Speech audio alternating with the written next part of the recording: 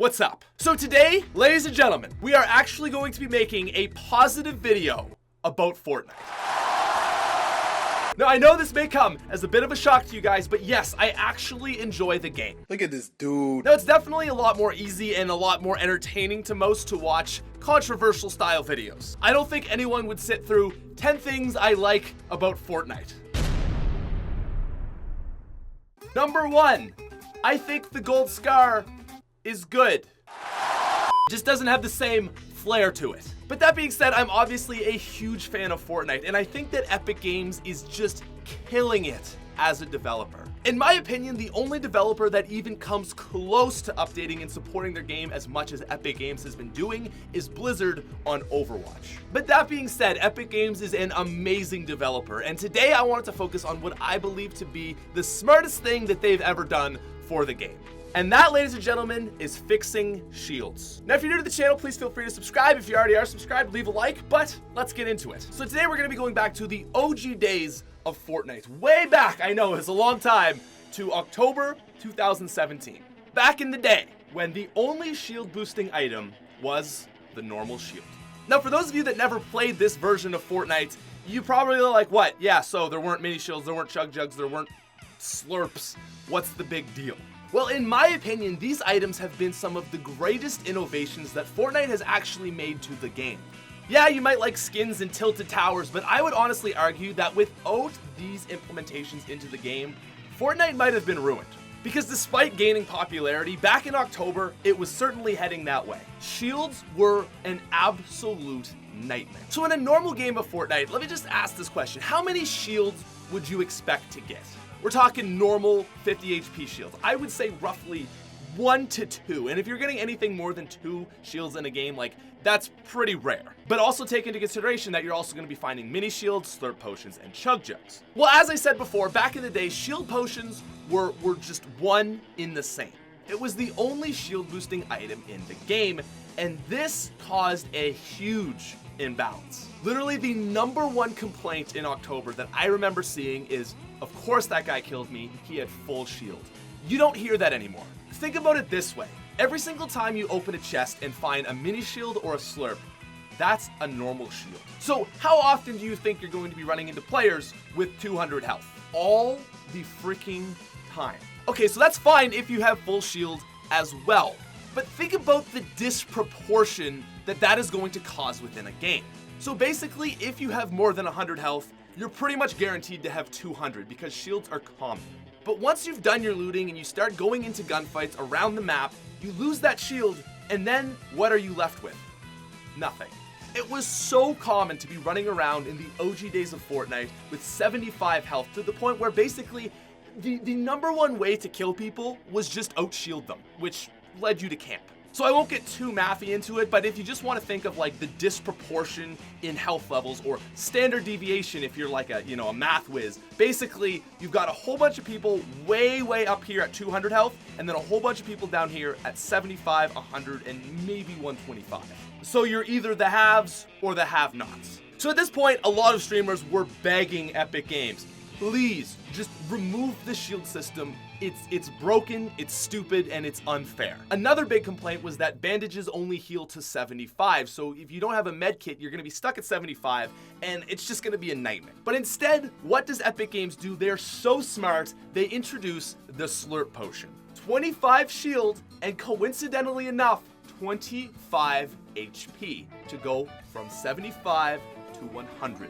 So this really helped to bridge the gap from your 75 versus 200 health to something more along the lines of 125 health to 200.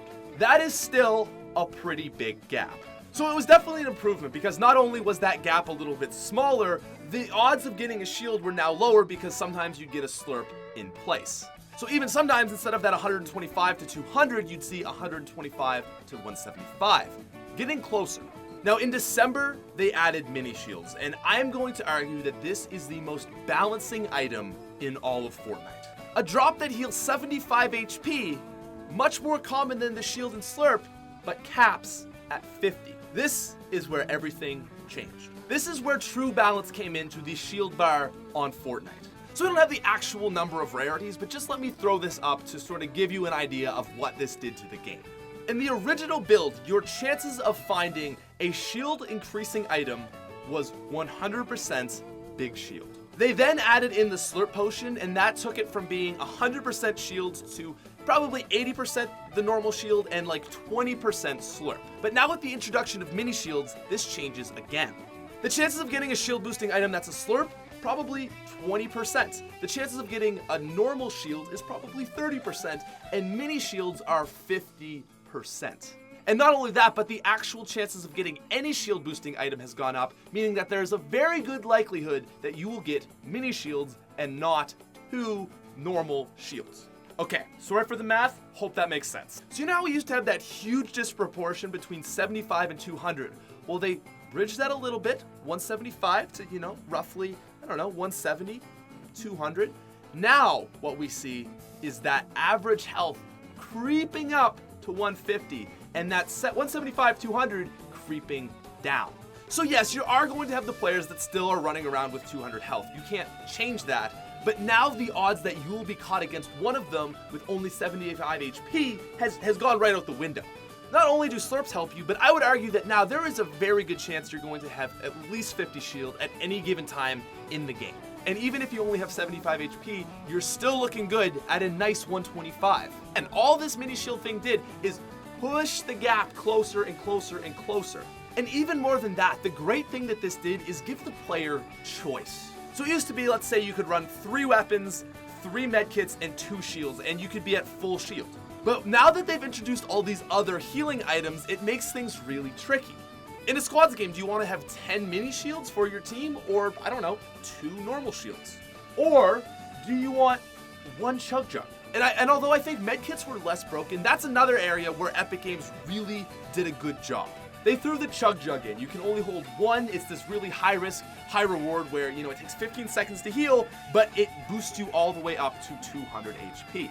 Not as important as mini shields, but it gave the same effect of basically giving the player a choice of, do you want to have this, or this? Instead of finding a shield and it's the only shield boosting item you can carry, you now have choices, and that makes it so much more balanced. The changes that Fortnite has made to the shield system have been absolutely phenomenal. We've gone from there being a norm of having 125 less health per player to what I would argue is now less than 50 on average. The shield system is so phenomenally balanced now, and again, it just shows how good Epic Games is at supporting Fortnite. There's a million other things they've done to fix the game, like different weapon damages and all that, but in my opinion, the shield system is the one that has received the most help, because it was definitely needing it. Anyways, yeah, I like Epic Games, and I like Fortnite, and there is a positive video on why Epic Games is pretty much awesome. If you guys did enjoy this video, I would be happy to make more. It's fun talking about the inner mechanisms of the game.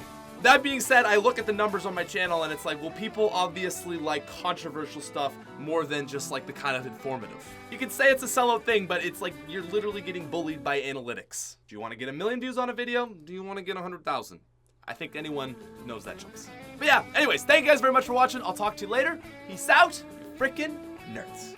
Oh, and if you actually made it this far through the video, it would be most appreciated if you could subscribe. And, if you're already subscribed, drop a like, because why not? All right, peace.